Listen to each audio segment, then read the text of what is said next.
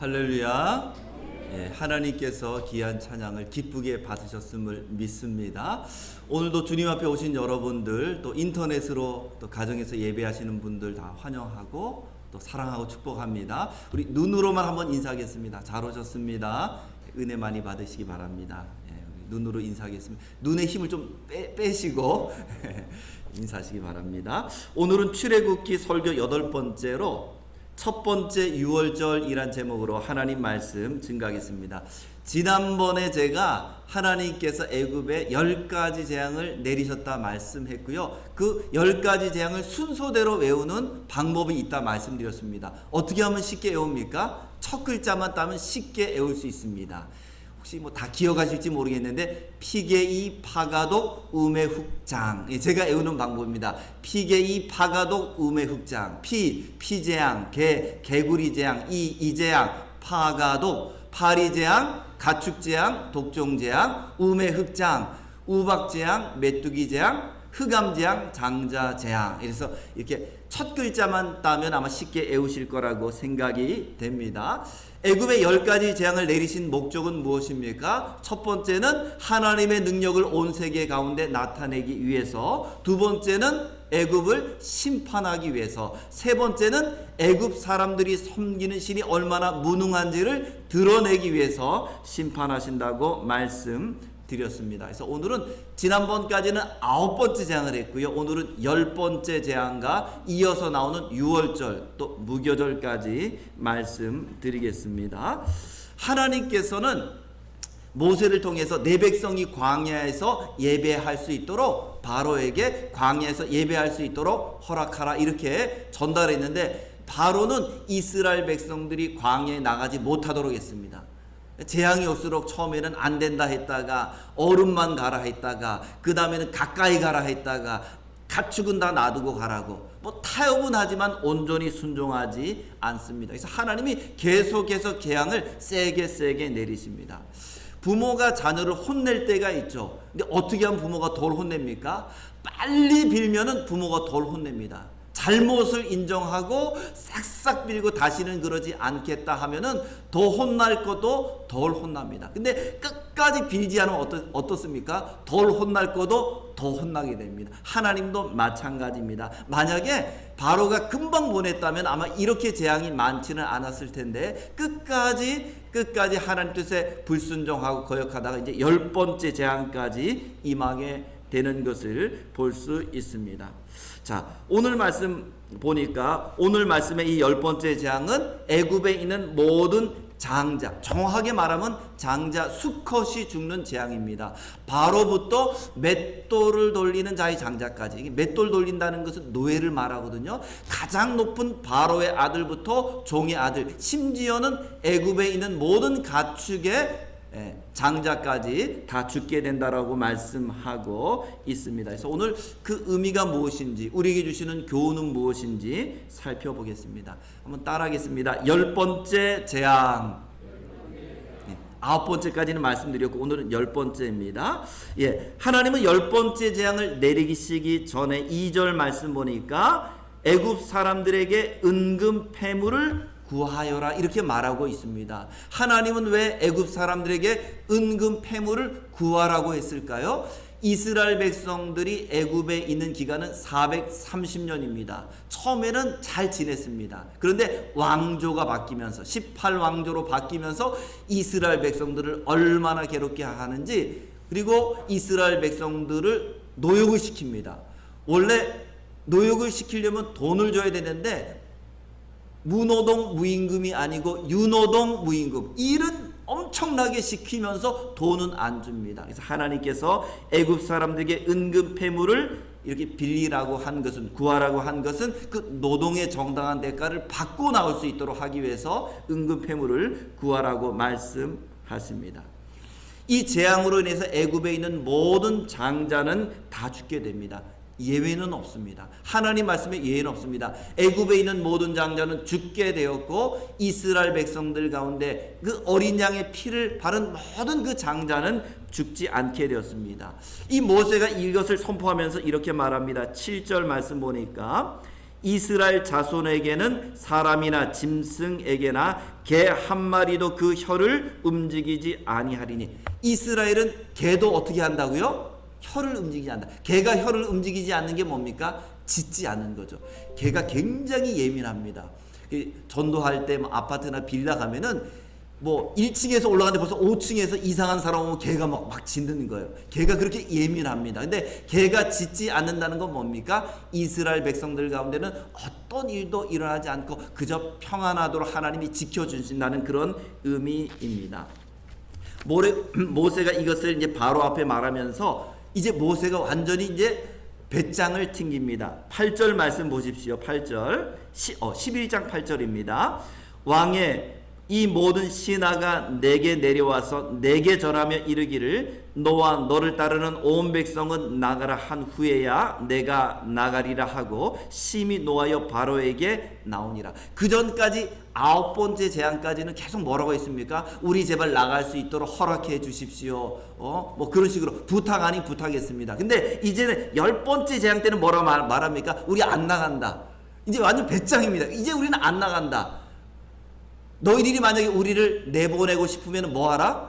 바로 주변에 있는 그 모든 신하들이 내 앞에서 절을 하면 그때는 내가 나가겠다. 완전히 이제는 배짱을 튕깁니다. 그전에는 좀 나갈 수 있도록 허락해달라 했는데 이제는 어떻게 합니까? 너희들이 다 나에게 절을 해야지 내가 나가겠다. 이렇게 말합니다. 그리고 11장 8절 끝에 보니까 바로 앞에서도 심히 노하고 나왔다.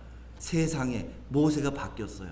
처음에 부르심을 받을 때는 저는 말을 못합니다. 혀가 뻣뻣합니다. 내가 누군데 바로 앞에 서겠습니까? 라고 했던 이 모세가 점점 담대하게 돼서 그냥 바로 앞에서도 그냥 당당하게 말하고 나오는 모습을 볼 수가 있습니다. 어쨌든 이 재앙으로 인해서 애굽에 있는 모든 장자 또 모든 짐승의 첫 새끼까지 다 죽게 됩니다. 근데 여러분, 왜 하나님은 장자를 죽이셨을까요? 저도 이제 장남인데 애굽에 있었으면 큰일 날 뻔했어요. 왜 하나님은 둘째 셋째가 아니고 왜 장자를 죽이실까요? 장자를 죽이신다는 것은 몇 가지 의미가 있습니다. 첫 번째, 이 애굽의 바로의 아들까지 죽이신다는 의미는 뭐냐? 바로는 살아있는 신입니다. 애굽의 10가지 재앙은 애굽에 있는 신들에 대한 심판인데 바로도 살아있는 신입니다. 애굽 사람들이 섬기는 신 가운데 호로스라는 신이 있는데 호로스라는 신은 하늘의 신입니다. 그 하늘의 신이 인간의 몸을 입고 나타났는데 그 인간이 누구냐? 바로입니다.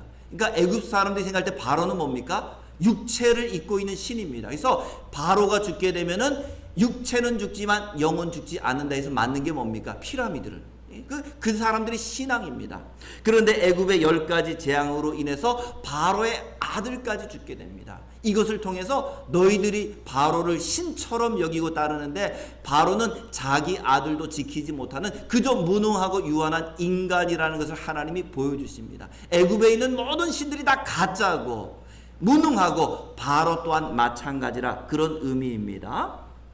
자, 두 번째 장자를 죽인다는 의미는 무엇입니까? 장자는 모든 자녀를 대표하는 게 장자입니다. 장남입니다. 이스라엘 백성들이 하나님 앞에 첫 새끼가 나면 그 첫 새끼를 드렸거든요. 그걸 초태생 규례라고 합니다. 첫 새끼는 다 하나님의 것입니다.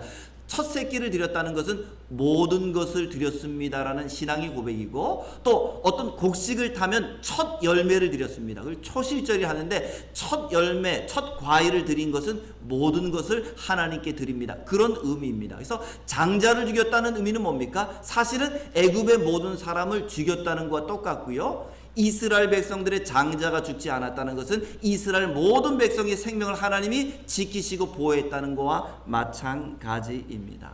제가 조금 전에 말씀드린 것처럼 여기에는 예외가 없습니다. 한번 질문 드려볼까요? 애굽에서 장자 중에서 산 사람이 있을까요? 없을까요?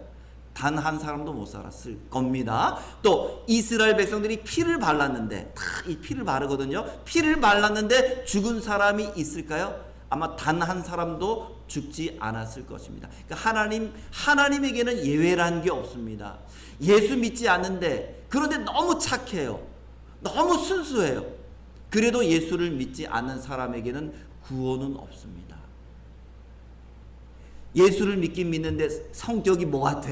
예? 막 화도 잘 내고. 그래서 예수를 믿으면 어떻습니까? 하나님이 그 사람 때문에 구원하는 게 아니에요. 그 피를 봐서, 어린 양의 피를 봐서 그 사람을 구원하게 되는 것을 볼 수 있습니다.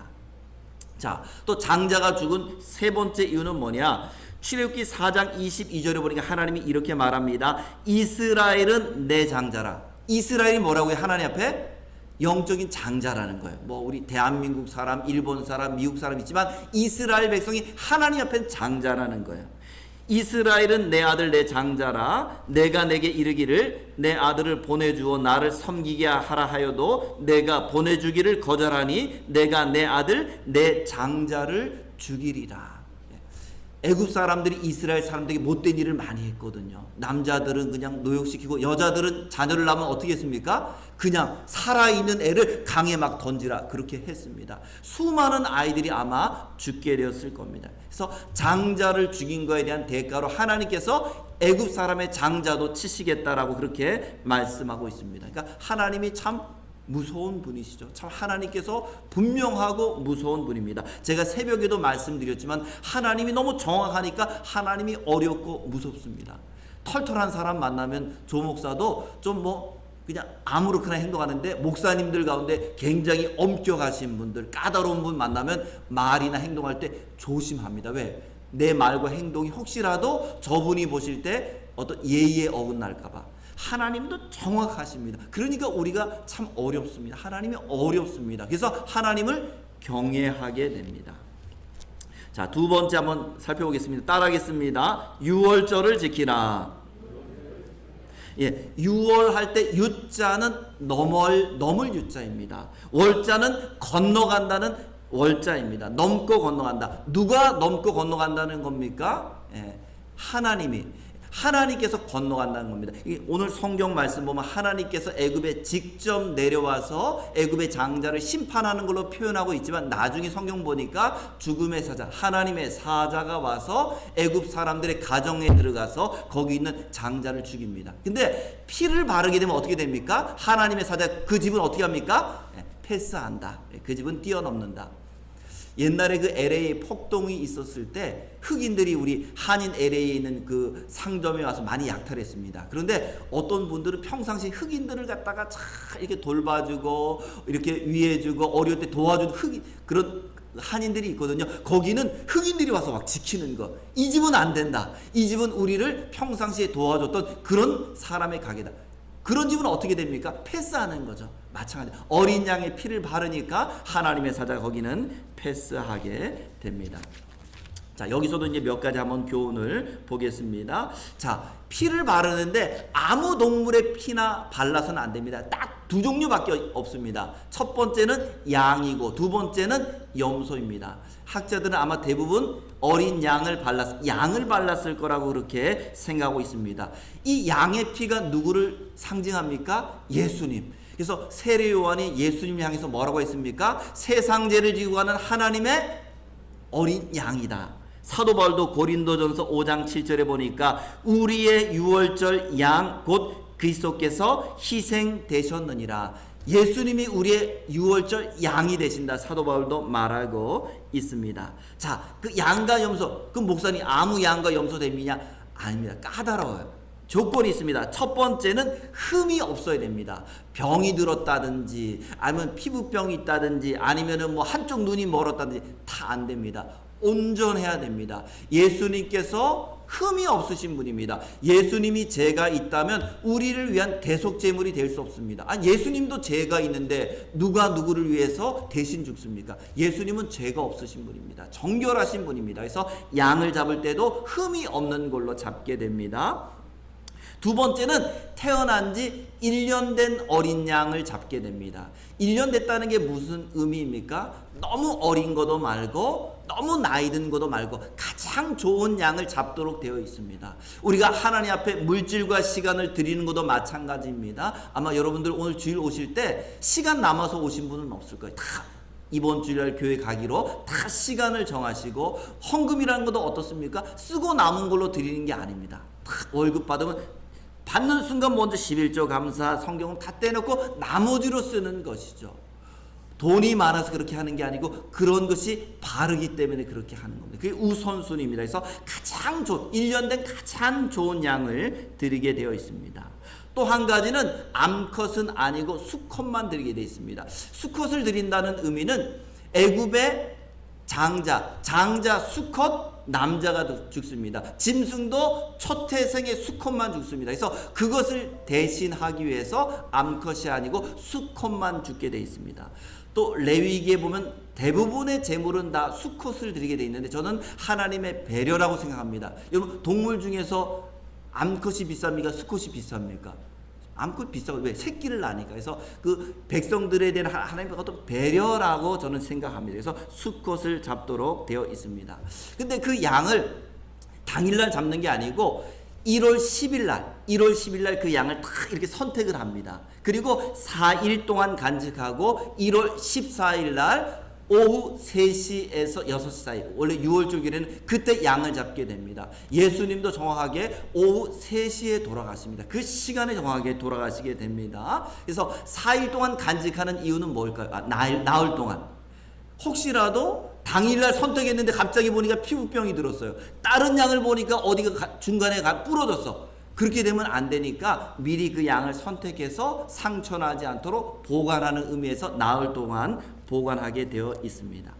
자, 여기서 아도핑크는 굉장히 놀라운 이야기를 합니다. 이 양의 피로 구원 얻기 위해서는 두 가지가 필요합니다. 피를 흘려야 되고 피를 뿌려야 됩니다. 그게 무슨 말인가 하면 양을 잡아 양을 죽입니다. 그리고 그 피를 그릇에 담습니다. 양이 피를 흘려야 됩니다. 여러분 양의 피를 담았다고 구원 얻습니까? 그렇지 않습니다. 예수님께서 2000년 전에 우리를 위해서 피를 흘려주셨습니다. 그런데 모든 사람들이 구원 얻느냐? 그렇지 않습니다. 누가 구원 얻습니까? 그 피를 믿는 사람, 그 피로 인해서 정결함을 받은 사람만 구원 얻는 것이죠. 자, 오늘 말씀도 보십시오. 12장 22절 제가 한번 읽겠습니다. 우슬초 묶음을 가져다가 그릇에 담은 피에 적셔서 그 피를 문 임방과 좌우 설주에 뿌리고 아침까지 한 사람도 자기 집 문 밖에 나가지 말라. 첫 번째는 피를 흘려야 됩니다. 예수님 피를 흘려 주셨습니다. 우리를 위해 죽어 주셨습니다. 근데 그 피를 이제 어떻게 됩니까? 문 임방과 문 설주에 그 피를 어떻게 됩니까? 뿌린 그 집만 구원을 얻게 되어 있습니다. 그래서 아도핑크는 이것을 우리가 구원 얻기 위해서는 피를 흘려야 되고 피를 뿌려야 된다라고 말하고 있습니다. 우리 각자가 주님을 영접해야 됩니다. 이스라엘 백성들이 광야에서 불평을 많이 하다 보니까 하나님이 불뱀을 보내서 사람들이 죽게 되었습니다. 그때 모세가 기도하다가 놋뱀을 만들어서 장대 달라 했습니까? 장대 아래 달라 했습니까? 장대 위에 달라 했습니까? 네, 장대 위. 왜 장대 위에 달라 했을까요? 장대 아래 보이면 키 작은 사람은 안 보여. 멀리 있는 사람은 안 보여. 근데 장대 가장 위. 성경에 정한 내용은 장대 위입니다. 장대 위에 쫙 따라가니까 가까이 있는 사람, 멀리 있는 사람, 누구든지 보는 사람은 어떻게 됩니까? 낫게 되는 거죠. 그러나 장대 달아도 적어본다고 낫는가? 보지 않는 사람은 어떻게 됩니까? 불뱀에 의해서 죽게 됩니다.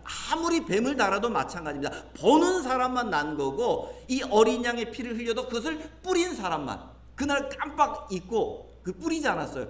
그 사람은 그 집의 장자는 죽는 겁니다. 깜빡 잊은 사람 아니면은 이거 뿌린다고 어떤 일이 일어날까 불순종한 사람 뿌리지 않은 사람의 장자는 죽게 돼 있습니다. 그래서 어린 양의 피를 흘려주시고 그것을 우리가 예수님이 나를 위해 죽으셨다고 영접하는 사람만 구원을 얻게 되어 있습니다. 그래서 아도핑크는 구원 얻기 위해서는 피를 흘려야 된다, 피를 뿌려야 된다 말하고 있습니다.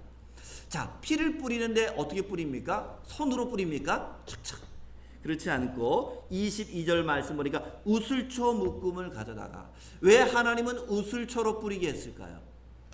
어떤 분은 이 우슬초라는 게 가장 작은 식물이니까 작은 믿음으로도 구원 얻는다 이렇게 해석하는 분도 있는데 저는 거기 동의하지는 않습니다. 우슬초라는 것은요 애굽에서 가장 흔한 거예요.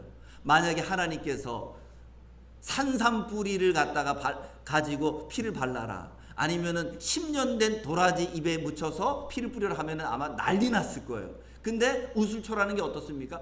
그냥 이스라엘 들판에, 애굽의 들판에 다 있어요. 누구든지 쉽게 구할 수 있는 거기 때문에 하나님이 우슬초로 정했다 생각되고요. 특별한 어떤 우슬초의 의미는 없다라고 생각이 됩니다. 자, 피를 바르는데 어디에 바릅니까? 제가 이번에 조금 제가 잘못 알고 있었던 것을 한 가지 알게 됐습니다. 이 문이 있잖아요, 문이. 근데 문 양옆을 뭐라 합니까? 문 양옆을 설주라 합니다. 그래서 피를 양 설주에 뿌립니다. 그리고 위를 임방이라 하고 밑을 지방이라 합니다. 근데 피를 설주에 뿌리고 그다음에 어디 뿌립니까? 임방에. 지방에는 뿌렸을까요? 안 뿌렸을까요? 오늘 다시 보십시오. 22절 말씀 보니까 우슬초 묶음을 가져다가 그릇에 담은 피에 적셔서 그 피를 문 임방과 좌우 설주에 뿌리고, 여기 보니까 어디는 뿌리지 않습니까? 지방은 뿌리지 않는다. 근데 제가 옛날에는 착각을 한 것 같아요. 그냥 다 뿌렸다고 제가 그렇게 생각을 했던 것 같아요. 이렇게 좌우로. 근데 그렇지 않고 좌우 뿌리고 위에 뿌리고 밑에는 뿌리지 않았습니다. 제가 이게 궁금했어요. 그래서 좀 자료도 보고 인터넷에서 찾아봤습니다. 왜 하필이면은 다 뿌리면 좋을 텐데 그냥 깨끗하게 아래 위로 왜 그러면 밑에는 뿌리지 않았을까? 왜 밑에는 지방은 피를 뿌리지 않았을까요? 한만 살펴봐도 없네요. 제가 어저께까지 한만 이것을 책을 찾아도 없고 연구를 해도 없는데 오늘 아침에 설교 오기 전에 방금 어떤 자료를 딱 봤어요. 미국에 있는 어떤 한인 목사님이 그것을 해석했는데 제 마음에 딱 왔습니다. 제가 그 목사님 어디서 샌디에고에서 목회해요. 샌디에고에서 어디 지형인데 어디 지명도 몰라서 보니까 샌디에고에서 목회하는데 그분이 이렇게 설명합니다. 히브리서 10장 29절에 이런 말씀이 있습니다. 제가 한번 읽겠습니다. 히브리서 10장 29절. 하물며 하나님의 아들을 짓밟고, 누구를 짓밟고요? 하나님의 아들을 짓밟고 자기를 거룩하게 한 언약의 피를 부정한 것으로 여기고, 예수님의 피를 부정하게 여겼다. 좀 번역이 어렵습니다. 제가 이제 새 번역으로 한번 번역해 드리겠습니다. 하나님의 아들을 짓밟고 자기를 거룩하게 해준 언약의 피를 대수롭지 않게 여긴 그 사람은, 이런 의미입니다. 그러니까 아들을 짓밟았다는 것은 그 피를 짓밟았다는 그런 의미입니다. 그게 어떤 의미냐? 히브리서에 보면은 예수 믿은 다음에 자꾸 죄를 졌습니다. 주님이 용서해 주는데, 다윗은 간음죄도, 다윗은 살인죄도 졌는데 우리 다 죄진 다음에 다 용서받는 거지. 그게 뭡니까? 주님의 피를 발로 밟는 것이다. 여러분들, 발로 밟는 것을 무시한다는 의미거든요. 이 피라는 것은 굉장히 고귀합니다. 비록 짐승이지만 그 짐승이 누구 대신 왜 죽었습니까? 우리 집의 장자, 아니 나를 위해서 죽은, 나를 대신해서 죽었습니다. 근데 그 피를 갖다가 지방에 탁 발라놓고 왔다 갔다 하면서 탁 바른다. 어떻게 무시하는 게 될 수 있죠. 그래서 피를 바르지 않은 것은 그 피를 그렇게 가치 없게 여기지 않게 하기 위함이라고 저는 생각이 됩니다. 우리도 마찬가지입니다. 구원 얻은 다음에도 다 용서해 주시지, 이제 진 다음에 저제 진 다음에 다 용서함 받으면 됐지. 그것이 바로 어린 양의 피를 어떻게 여기는 겁니까? 발로 받는 것처럼 무시한다는 것이죠. 물론 우리 죄를 진 다음에 용서를 받아야 됩니다. 용서를 또 받아야 되지만 그것을 전제 조건으로 해서 아무렇게나 죄를 져서는 안 된다는 의미입니다. 그래서 지방에는 피를 바르지 말라라고 했습니다. 자, 그리고 양을 잡아서 이제 그 양의 피를 흘립니다. 그 고기는 어떻게 합니까? 고기는 먹게 되어 있습니다. 자, 질문 드립니다. 그 고기는 어떻게 삶아 먹으라는 것까지 하나님께서 지시해 줬습니다. 하나님 왜 그렇게 지시했을까요? 이유가 있으니까. 자, 이 고기는, 어린 양의 고기는 어떻게 먹습니까? 1번 삶아 먹는다, 2번 쪄 먹는다, 기름에 튀겨 먹는다, 불에 태워 먹는다. 정답 뭡니까? 4번 불에 구워 먹는다.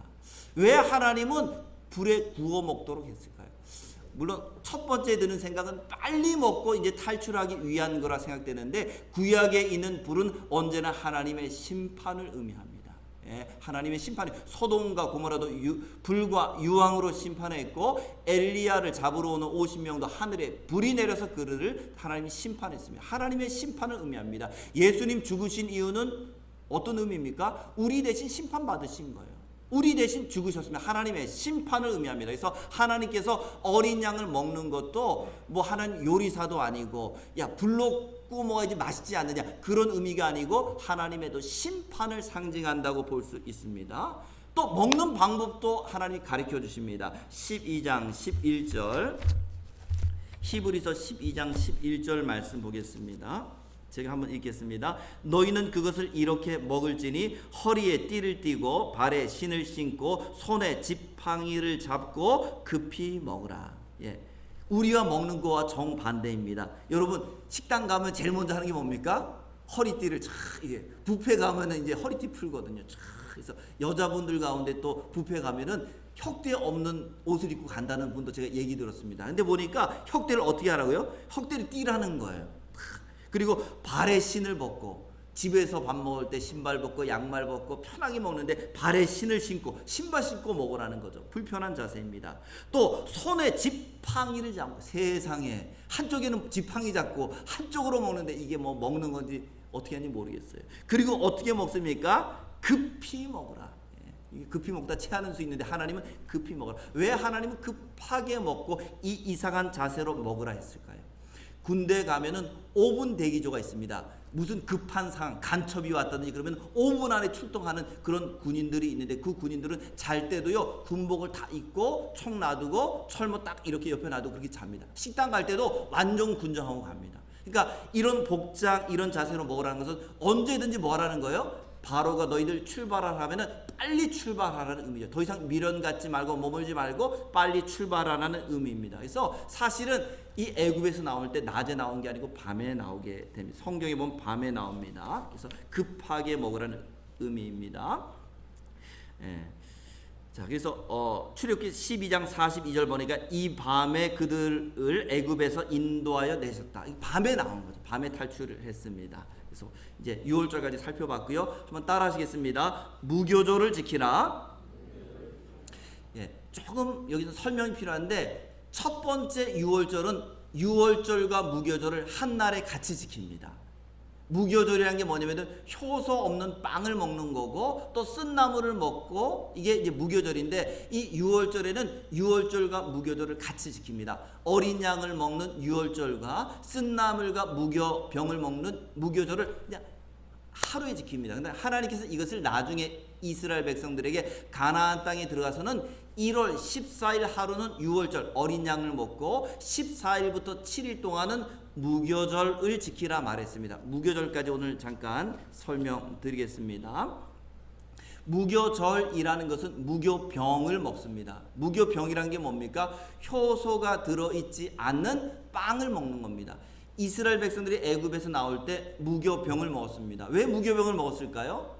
옛날에는, 지금은 이제 빵을 다 이제 뭐 파리바게트나 다 사지만, 옛날에는 빵을 어떻게 했습니까? 어머니들이 직접 이제 만들어줬죠. 근데 그것을 밀가루를 탁 놔두고 금방 먹을 수가 있지 않으면 어떻게 됩니까? 발효되기를 기다려야 되죠. 효소가 들어갔으니까. 근데 무교병이라는 것은 그럴 시간이 없다는 거예요. 이것을 뭐 반죽해서 효소를 넣어서 그게 발효될 때까지 기다릴 시간이 없다는 거예요. 그래서 무교병을 먹게 했습니다. 근데 무교병에 누룩이 들어가는데, 이 누룩은 성경에서는 죄를 의미합니다. 갈라디아서 5장 9절 말씀 보니까 적은 누룩을 취하라. 이 누룩이라는 것은 성경에서 언제나 죄를 의미합니다. 예수님도 바리새인의 누룩을 취하라 했을 때 그 누룩은 바리새인들의 외식, 바리새인의 교훈 의미합니다. 그러니까 누룩이라는 것은 무엇인가 변질시키죠. 누룩이라는 것에서 누룩을, 이 무교절을 지킬 때 어떻게 지냐, 7일 동안 집안에 있는 모든 빵이라든지 효소가 들어있는 그 모든 누룩은 가지고 유대인 사식을 다 태워버립니다. 광장에서. 그래서 일주일 동안은 효소가 없이 지냅니다. 그 말은 무슨 말입니까? 예수 믿는 우리들이 예수 믿고 끝나는 게 아니고 그 다음에는 누룩을 버리는 것처럼 뭐를 버려야 됩니까? 죄를 버리는 삶을 살아야 된다. 그것을 구원론에서는 성화라고 말합니다. 성화라고 말합니다. 그래서 이 무교절을 며칠 동안 지킵니까? 7일 동안. 왜 6일도 아니고 8일도 아니고 7일 동안 지키라 했을까요? 7이 완전 숫자이니까 우리가 완전한 거룩함으로 나가야 된다는 그런 의미입니다. 그래서 예수 믿고, 구원파가 뭐가 문제입니까? 우리 구원 얻었다, 우리 다 용서받다. 구원파는 그게 끝입니다. 그러나 그건 출발이고, 그 다음에는 뭐가 있습니까? 날마다 죄를 버리고 날마다 우리가 거룩해 가는 과정이 필요합니다. 그래서 제가 새벽에도 조금 말씀드렸는데요. 기도를 많이 한다고 그 사람이 성숙한 사람은 아닙니다. 근데 하는 기도를 보니까 다 뭘 달라는 기도밖에 없어. 그 기도는 하루에 3시간씩 기도해도 그 사람은 성숙한 사람은 아니에요. 다 뭐 달라는 기도만 많은 기도. 어떤 기도가 있어야 됩니까? 나를 깨트리는 기도가 있어요. 말씀을 통해서 나를 바라보고 말씀대로 살지 않는 나의 사랑 없음, 나의 용서함이 없는 그 나를 기도 속에서 깨트리는 기도. 그런 기도를 하는 사람이 성숙한 기도이죠. 그런 기도는 없고 다 2시간, 3시간 기도해도 다 달라는 기도는 30년을 기도해도 그 사람의 신앙의 변화와 성숙은 없습니다. 나를 깨트리는 기도가 필요한 거죠. 말씀으로 나를 비춰보고 기도 가운데 자꾸 나를 깨트리는, 그러면서 우리는 한 단계 한 단계 성화되는데 주님은 그것을 원하십니다. 그래서 무교절을 만들라 하는 거죠. 효소는 그냥 보이지도 않게 하라. 또 한 가지는 이때 쓴 나물을 먹겠습니다. 나물의 종류는 상관없습니다.